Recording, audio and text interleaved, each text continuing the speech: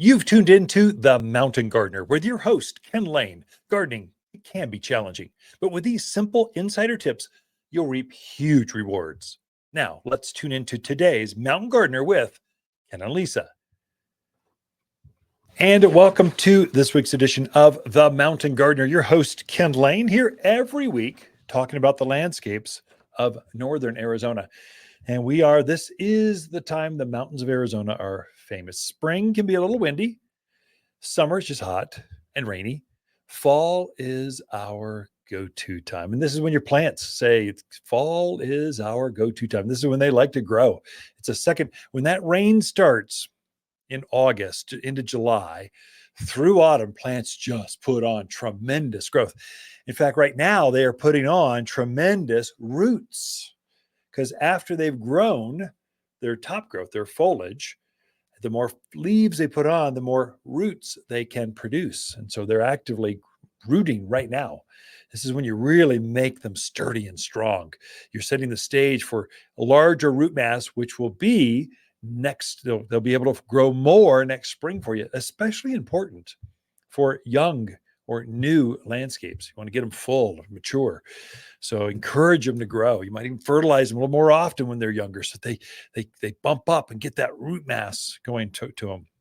Right now you're seeing the flowers, the perennial gardens. Now remember, perennials are those plants that come back. So perennial and permanent both start with P.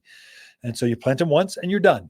And they just get bigger and more glorious as they mature. So you got peonies, they can grow 50 years or they can live as long as trees. Echinaceas reseed and they keep going. They're wildflowers, blanket flowers or gaillardia. They're wildflowers. And so these are plants that produce, you kind of spend a little bit more money for them, but you get years of enjoyment out of them. The investments in perennials, annuals, they live for a year. So annually, just 1 year, and then they die off in the winter typically. And so but they're glorious. I mean, nothing blooms like an annual.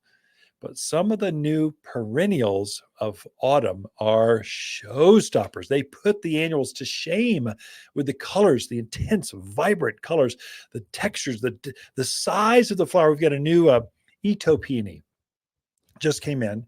Itos are not Ito peony. That's Mashudos hibiscus. Sorry, I had my perennial on the brain. So I've got Mashudos hibiscus. This is a tropical looking. So you folks from Hawaii or the southern, the tropical areas, you love your big hibiscus. The flowers are as big as your head. That's this one, but it's hardy for the mountains of Arizona. So it's a true perennial. That is, it's up about hip high. It gets about 3 foot high, 3 foot wide, kind of a beautiful mounding shape. It's got a lacy type of foliage to it, but then the flowers emerge this time of year. The flowers are as big as your hand. They're huge and they're consistent. They always do this every late summer through autumn. You can count on it. Nothing else is quite like this. Now, it is a perennial. That is, it will die back to the ground. So it's not like our Rose of Sharon. Rose of Sharon is it's a hardy hibiscus that's a shrub form. This one actually is a perennial. So it grows at 3.5 feet all in 1 year. And then it puts on these massive flowers. And then it will hibernate underground for the winter. Then it comes back and does it all over again. So usually in January, February, March, somewhere in there, late winter, you're pruning this thing back, fertilize it, and it comes right back and does it again. You only find these at a garden center in summer through autumn. So it's late summer. They're just showing up now. So this is the time to plant them for years of enjoyment. It's just kind of a unique flower. We've had hibiscus all spring, but they're the smaller flowers. This is that massive tropical. You just want to. It's just beautiful. Nothing's like it.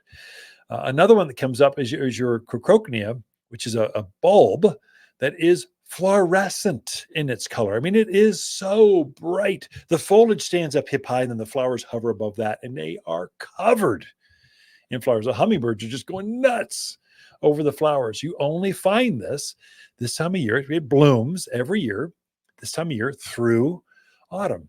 Then it hibernates underground. You cut it back and it starts over again next spring. That's the beauty of perennials. And so you've got all kinds of varieties coming up. New lilies showing up. We have a new heuchera or coral bells. It's got black foliage. I mean, it's super cool. I mean, black, usually it's greens and gold, fuchsias and reds, purples, but black, oh my gosh, you put that with some brightly colored flowers like echinacea, and it just pops. It just really, really looks good. It's fun to design with flowers of autumn because they just look so, it's just so easy. If you do container gardens, let's say your apartment or you're renting and you've got containers on your patios or your decks, that kind of stuff, this is the time of year you're out there enjoying the weather this time of year. You want some pretty things to kind of come or to dress up or to decorate your container gardens. This is the time you put them in. The first of the fall mums, pansies, vegetables all showed up this week. They're in full. It's time to start putting your broccoli and lettuce and cauliflower and Brussels sprouts and all the other fall crops. It's time to put your pansies and violas, kales, and your mums. The mums are garden mums. Now, there's different types of mums. So you need to be aware of this as a new gardener to hear. Hardy garden mums, they like the cold. They need to be reset by the cold. And so they'll hibernate underground, and you'll usually keep the mums. They'll be in bloom through autumn. They'll kind of go kind of straw colored, and they'll keep that way through the winter, through the start of winter. Usually by January, sometime the snow kind of beats them up and they start laying over and they get ugly. That's when I start weed whacking them. Just whack them right back as close as I can to the ground that's comfortable. And then they'll hibernate underneath there and they'll start emerging again in March. They start growing, but then they bloom this time of year. Your greenhouse mums don't do that. Greenhouse mums if they're grown in a greenhouse, they're not hardy. They're made for florists. They're made for weddings. They're made for not for your garden. They're made for inside. Enjoy them, then you throw them away. Garden mums are meant to enjoy it inside, outside, anywhere you want them. I have big pots right by the front door because they're just so glorious. And then I go plant them out in the yard out there later. I want to enjoy the flowers right here. So we had some that came in. They're in a big cachet pots. They're monsters. Garden mums. They were grown outdoors, not in a greenhouse. They're exposed to our wind, our sun, or our weather. They're grown outdoors. Then you can put them out there and they just adapt really well. There are so many buds on this like 3 to 4 foot across mum. I mean, it is awe-inspiring. Covered in flower. You can't see the foliage. It's so magnificent. That's what autumn can do. That's autumn. This is when plants love to show off because they can show off. It's not as hot. If they were to do this in summer, they could do it, but it'd only bloom for a day and then it'd be done. They're waiting till the days get a little cooler so they can bloom longer. I mean, they're just like people. I'm not going out there in the sun for what? Are you kidding me? I'm going to wait. Just kind of hold things together. Then I'll start blooming when the heat is off. And that's what your flowers are doing right now. Echinaceas, there must be a dozen varieties. It's wild. I can't believe all the new colors. In fact, if you want to see all of this year's colors, I was at our test garden. So we plant all of these plants and test them out in full sun. I want to see how long they bloom, how many bugs get after them. Do the bunnies eat them? How do the colors wash out in the sun? Do they hold up straight in the wind? So I was at the test gardens and I took a video. Hey, you want to see what all the bright colors are? This is where we get our seed or our cuttings from. And then we test them. This time of year, we get to see what they're like. And then we go, okay, we're growing that one and that one and that one. And we're going to bring those in and we're going to have those available for customers here at Watters Garden Center. Well, I took a video and just kind of showed you what there's. Agastache did that with them. The geraniums. Oh my gosh, there's some beautiful new colors.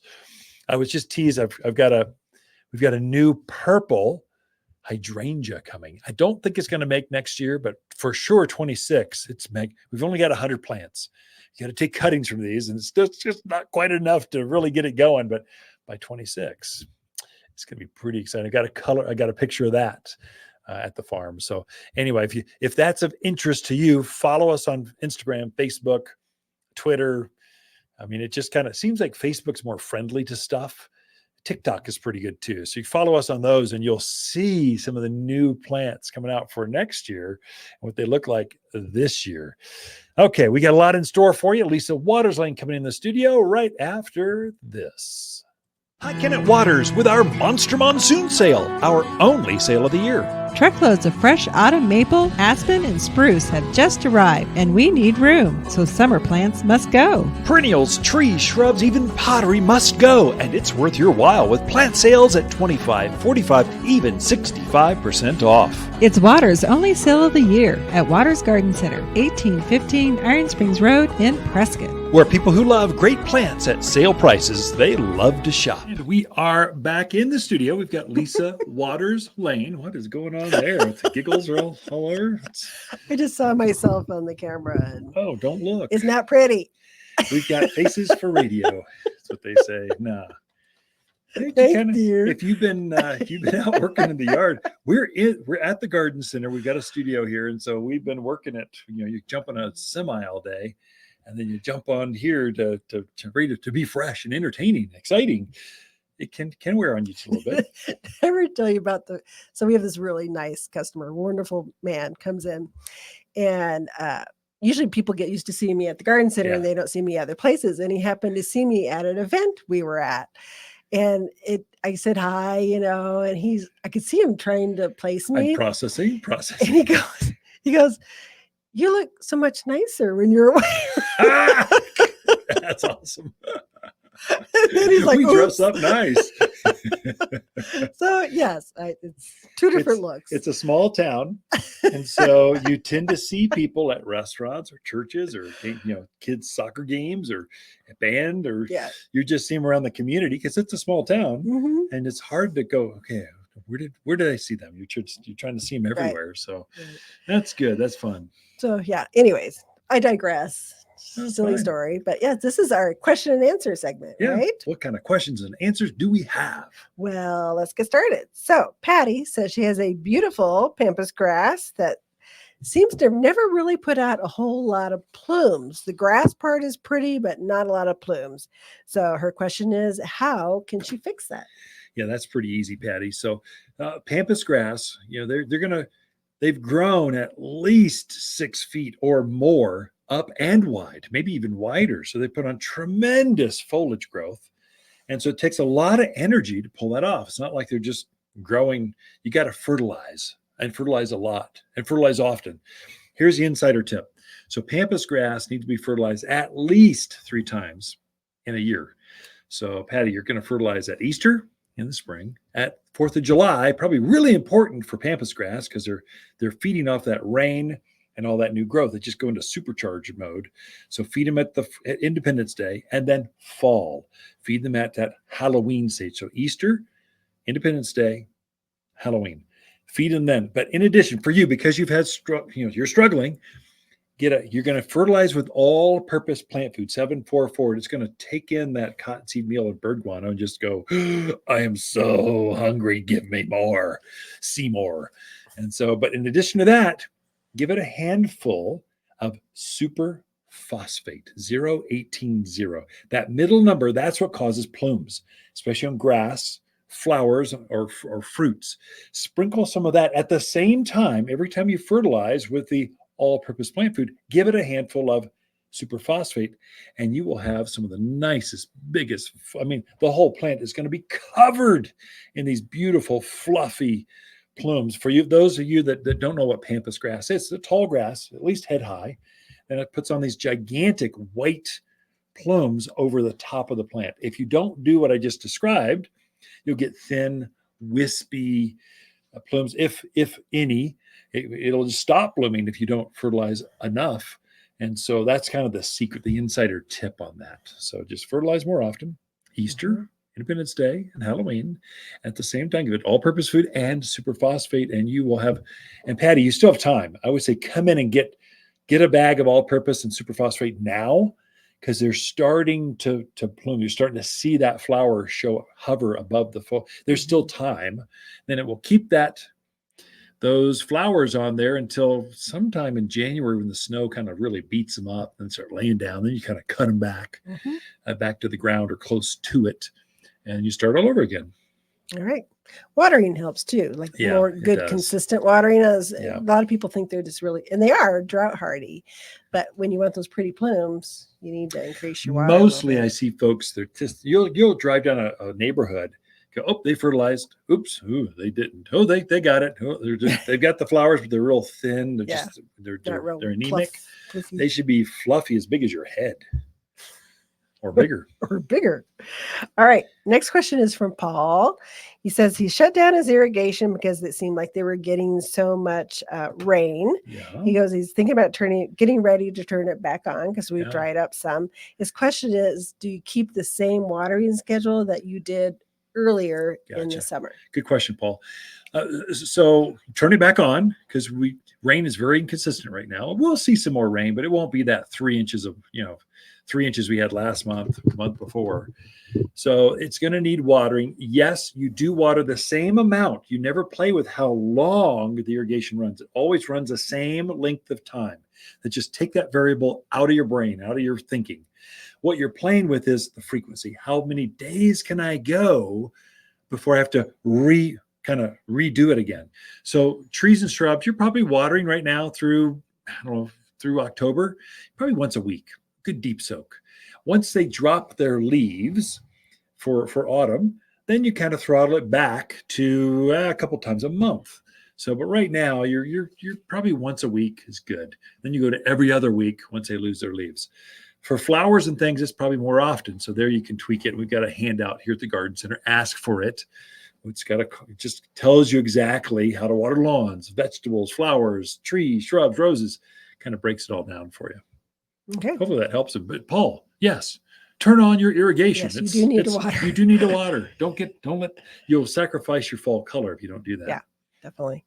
All right. Next question is from Jack. He has a maple tree that has very yellow leaves, very chlorotic.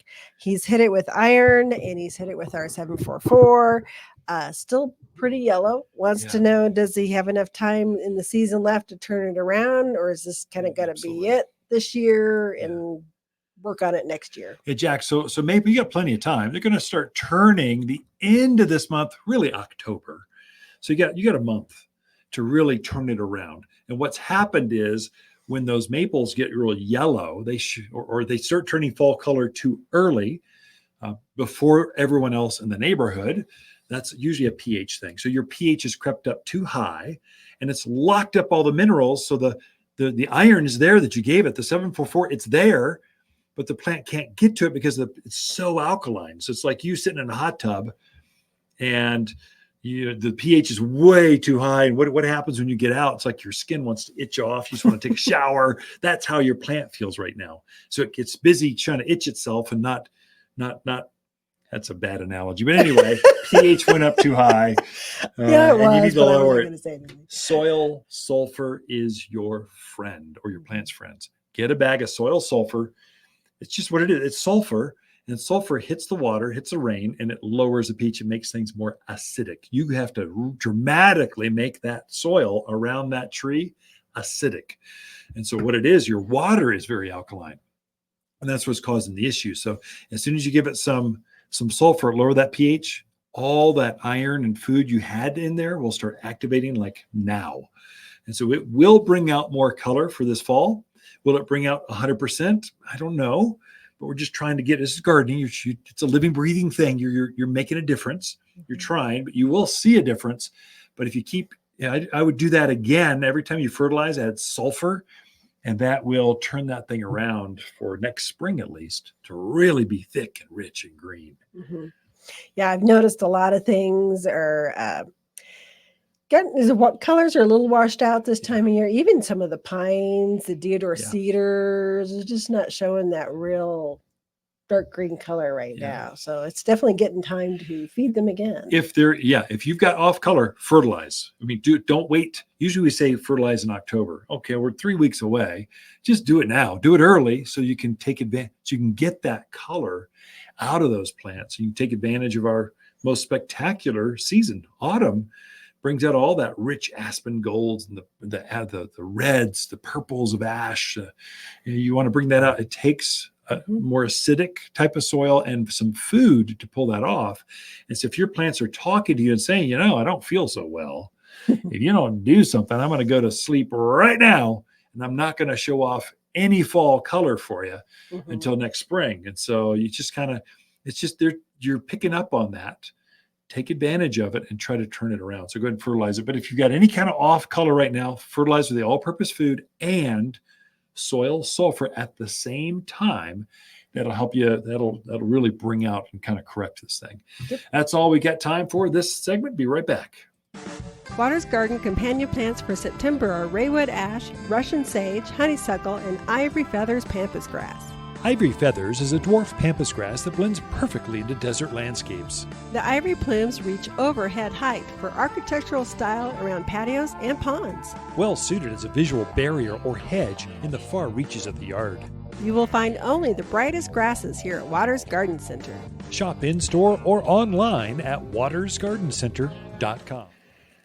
There is still plenty of time to get your fall plants ready for their show. First of all, the best flowers are end of September through October. I mean, the best roses, they're over the top. In fact, you should probably deadhead your roses, fertilize them, and they'll pop right back into full bloom.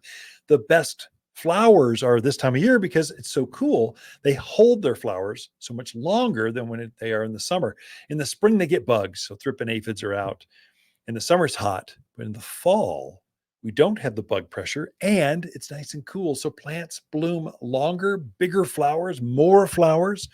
You can really juice the flower gardens this time of year just by picking off the old spent flowers and then fertilizing them and watch them pop. And you're going to fertilize them with the 744 all-purpose plant food. It's going to make them pop. It's got to lower the pH, bring out the colors and the fragrance, because it's got the bird guano that makes them kind of grow some. It's got the cottonseed meal that makes them bloom bigger. So that's your stuff. If it's in a container grows a little different. Containers, you're fertilizing more regularly because they drain so fast. There, I use the Flower Power. It's a water soluble. It's got one scoop per gallon. And I'll fertilize my container gardens every other week.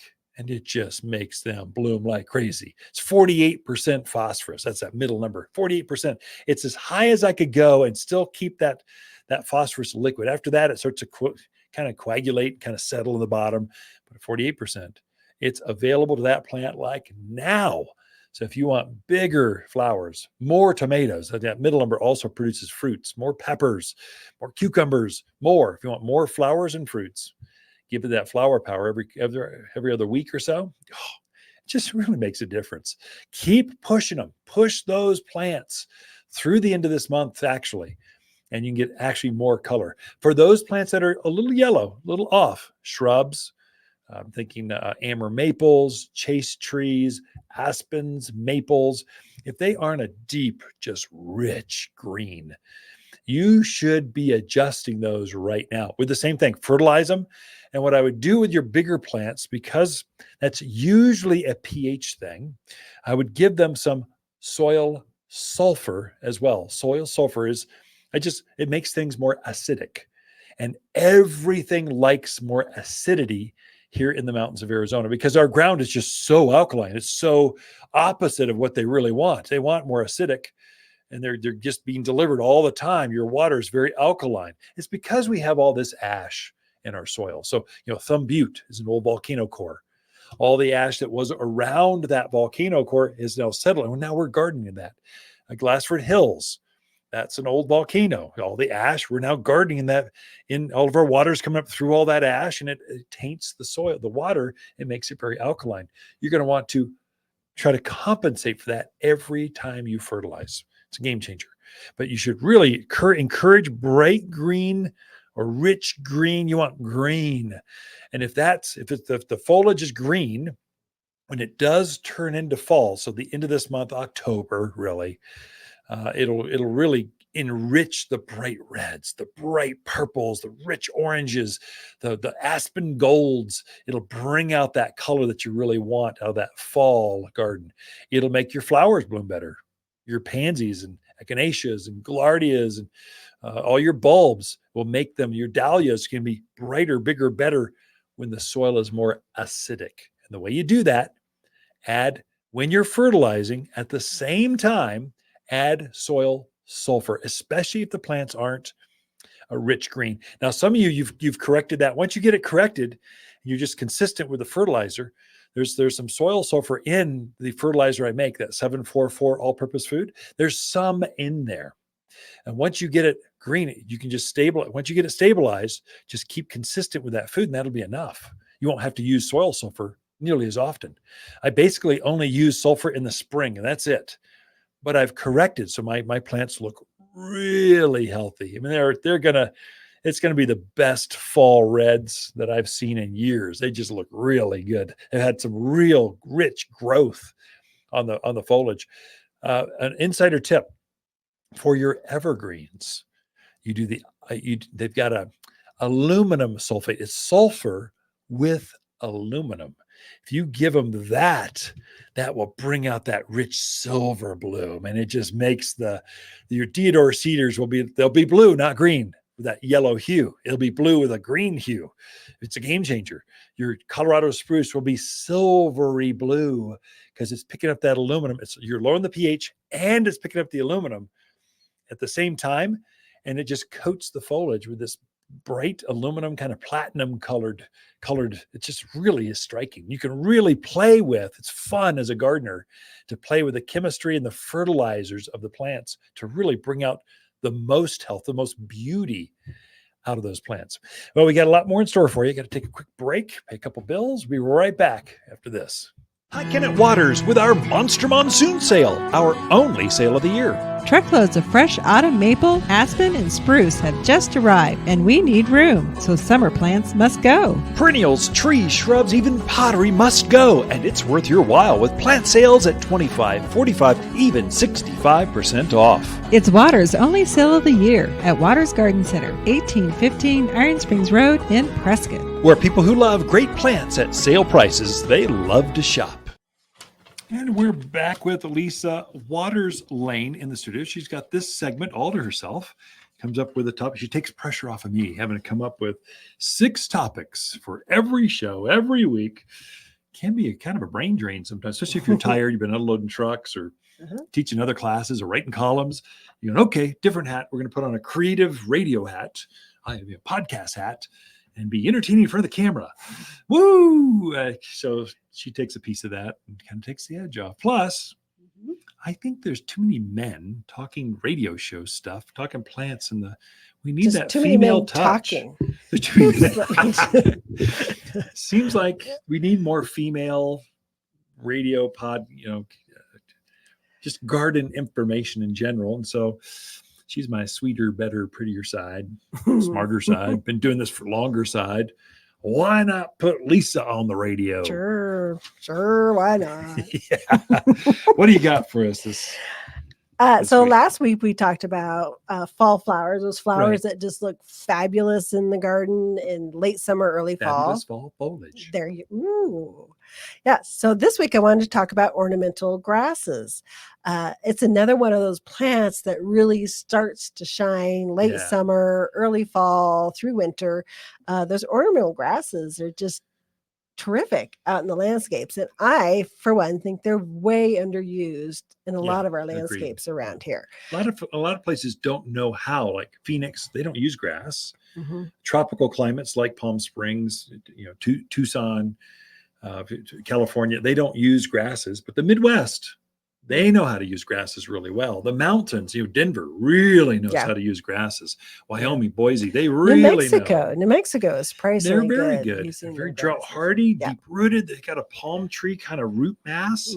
They wave in the wind. They got a lot going on, but they don't look good during the peak of the spring season. They're just coming up.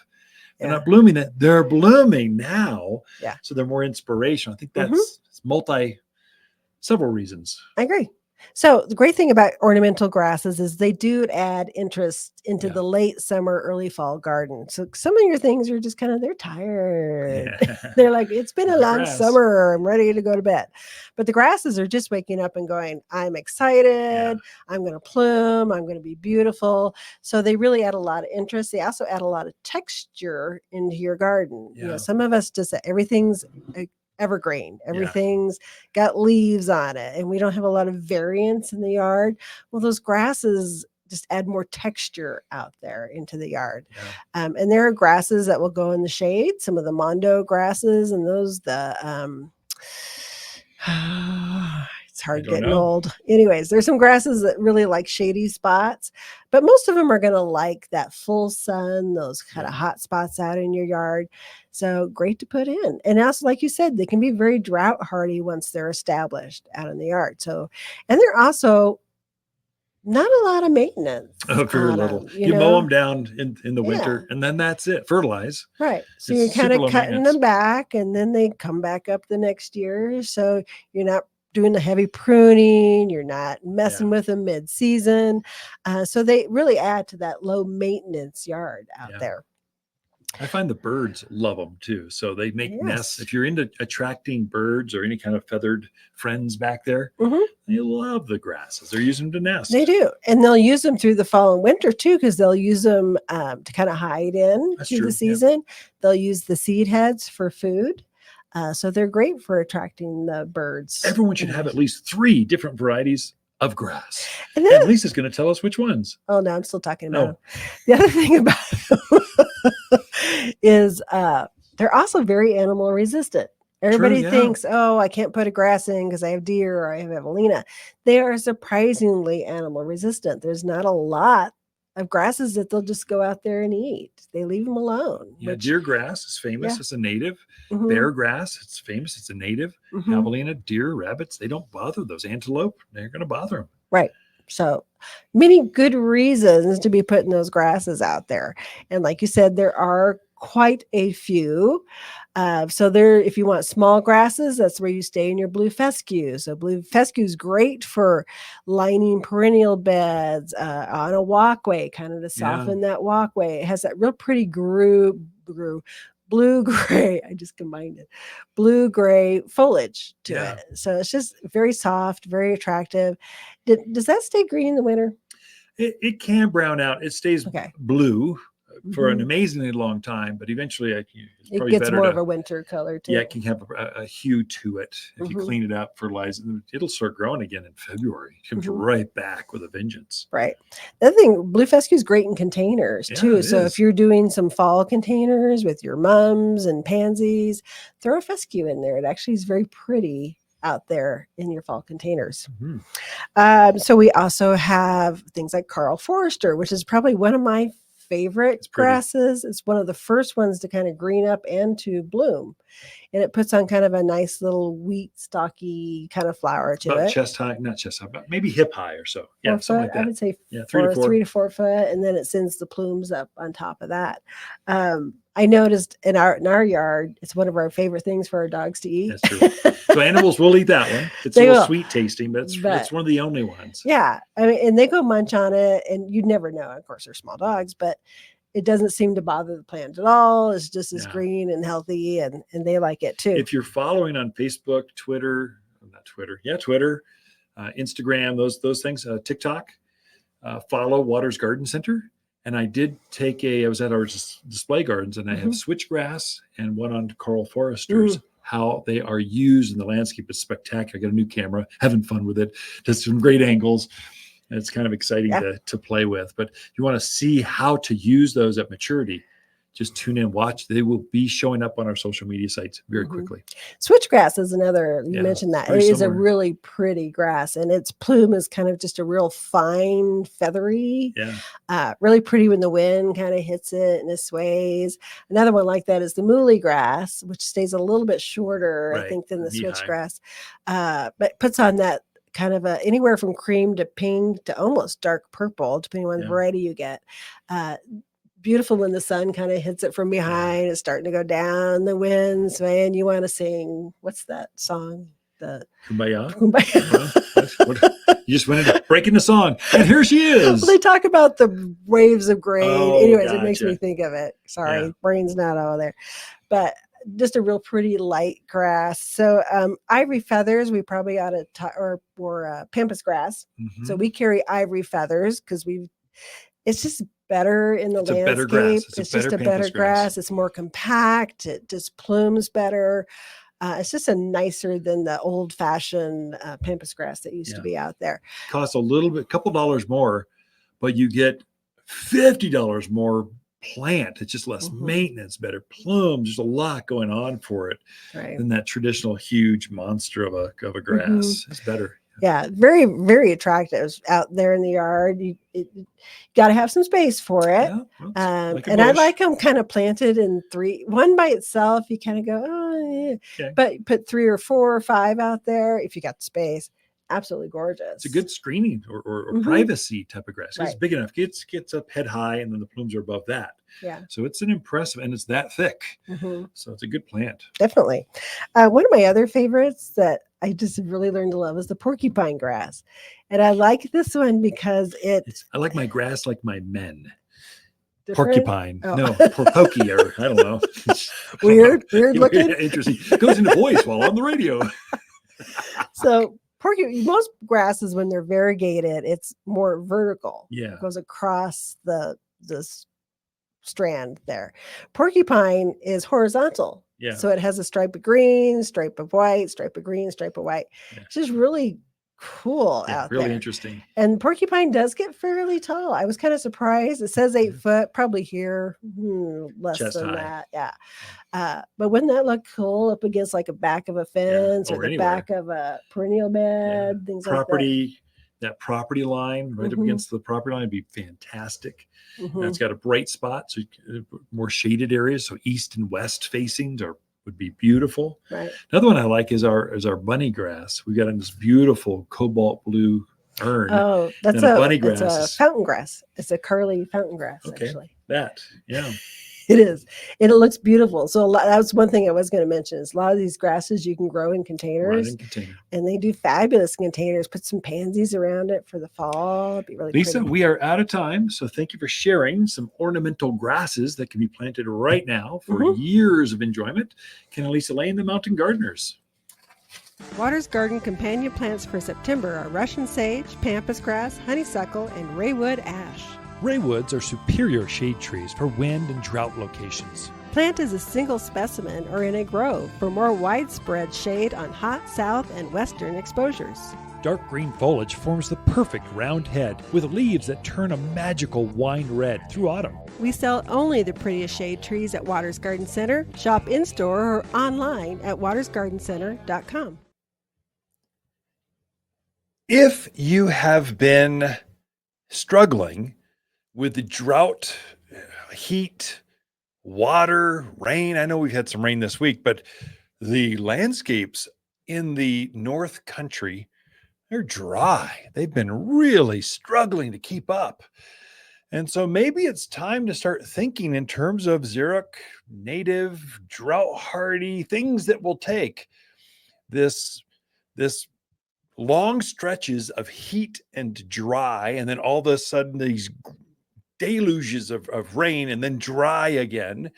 And there's a whole series of plants that will take that. They just upgraded this Central Highlands, that's kind of west of Sedona, up here, Cordis Junction, Prescott Valley, Prescott, Chino, Paulden, this whole Dewey area. They changed this from a zone 7B to a zone 8. Now, what does that mean? Zones, garden zones throughout the country, you're in a garden zone. And it's how cold does it get in the winter? They track this. And over 20 years, it's a 20-year average. So look at the last 20 years, what's the average temperature, and that's your zone. And so over the last 20 years, they just moved us up. We are now 5 degrees warmer than we were 20 years ago. What does that mean to your plants? Well, it means you can grow more deserty kind of things that will take the heat. It also means that your cold hardy stuff can get damaged. So they need the cold. Some plants actually want the cold. They need it. And if it's warmer than normal, they can be damaged. Yeah, those same plants can have damage in the summer when it's just sheer hot.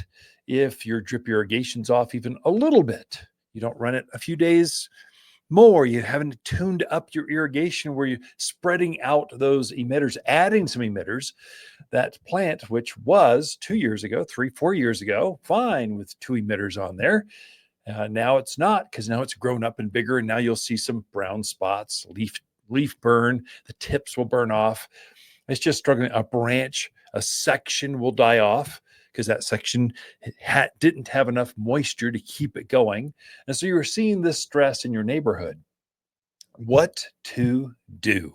We'll change to things that will take that kind of drought. They're more drought hardy. There's some plants that are deeper rooted or more fibrous root mass. So we've got, we just had a load of Joshua trees come in. Now, Joshua trees are not really a tree. It's a tree yucca. So it's a yucca that keeps growing these branches, kind of like a palm tree. It just looks like a miniature palm tree, only much more cold hardy. So a Joshua tree will go down to, I think they're zone 6B. So it'll go down to 0 degrees. They love the heat, but they have a real fibrous root mass. So they're pulling out every bit of moisture anywhere in that soil. They're going to grab it. And so if you put that in there, I would say I wouldn't even put those on a drip irrigation system. They would prefer to go dry. They hold moisture up in their trunks, down in their roots, got real thick, fleshy root structures to them. And we've got some tall ones that are taller than you and I. They're specimens. They're just spectacular. I've got a Spanish dagger yucca. This one's on steroids. It's really cool. It's a kind of a real stiff tined yucca. It's got big green, thick, lacy. It's like an artichoke agave, only in tree form. So artichoke agave it's a century plant. You're seeing these things grow up, gigantic flowers right now around town. They're 10, 12, 15 feet tall. This is a tree that it looks like that, only it's up on a trunk. The trunk, you can sort of wrap your arms around it. They've been trimmed up, but then this is beautiful, spiky, upright, gets a white flower in spring. It's very pretty. Those things I would not put on a drip system. You'll tend to overwater them out in the clay soil areas. I would tend to mound them up slightly to keep them out of the moisture, to keep them out of that clay. And so there's some plants that would take the heat and just thrive. And yuccas are one of those. Agaves are another one. Agaves, there's several varieties. Probably have 3 or 4 or 5 different varieties of agave. Now, these are century plants. I just mentioned they bloom and that tall flower to it. Well, there's several varieties that grow very well here. And there's quite a few varieties that don't. It gets too cold for some of those that are down in Phoenix. Your blue agaves. That's the one they make the tequila out of. I've really tried to get that to grow in my backyard, and I've killed off a couple of them. Just trying. I want to push the limit, see if I can get it. If I can, I'm going to introduce that to the North Country. We've changed one zone from 7 to 8, but we've not changed to 10, which is those guys really like the heat. They like Spanish, like Mexican Sonoran desert type of heat. That's not the mountain country. So we can have, I don't know how many agaves, 100 varieties. There's probably 10 that grow up here that'll take our cold winters, but also our hot summers. And so you can plant those now, perfectly fine. They're evergreen. They look good year round. But again, I don't know that I would put an agave on a drip system. I would just put it, and then when you remember, go ahead and water it. Otherwise, let it go dry. It likes that kind of, if you've struggled having plants, keeping them looking pristine, there's a whole series of plants that do well up here. Cotoneaster or Cottoneaster, as some people will say it. That plant, there's some native varieties up here. So we've got the native one, the gray leafed one, but we've also got the bigger ones. And so there's all of them will do exceptionally well. Look at those, Mahonia or Oregon grape. That's another native, grows wild here. It looks like holly. Sometimes they'll call it Oregon grape holly because the leaf looks like a holly leaf. but it's got such a waxy leaf to it, and it's got a real fleshy root structure. It just keeps looking really good. With that one, there's, let's see, 3 different varieties, heights, basically. There's hip high, knee high, and ground cover. So ankle high. So look at it that way. They're all equally as hardy. So they're plant the one you like. Just got a new variety of manzanita. You know manzanita is going to do great here. No matter the heat, no matter the cold, it's going to just thrive. It's got that red bark to it, evergreen leaf that's kind of the size of a dime, gets those bell-shaped flowers in the spring. If you're struggling, put some hardier things in. So the climate is changing. For why, I don't know, don't want to discuss that. But I know that the gardens, some plants that were fine 20 years ago are struggling now. So you may have to remodel. If you're seeing some ugly plants, they're probably not going to get better at this point. You're going to struggle to keep it going further. So either tune up your irrigation, add some extra emitters out there to try to give it some more moisture, or it's time for change. Have some differences out there. I've got some new cactus that came in, some hardy, cold hardy cacti. Now, not saguaros. They don't grow up at this altitude, but there's some that are upright like that do grow up here. There's several varieties of opuntia, which is a prickly pear cactus.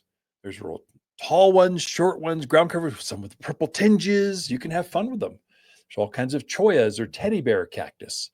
So I've got the hedgehog cactus, which is the cute little mounding cactus. Gets maybe ankle high.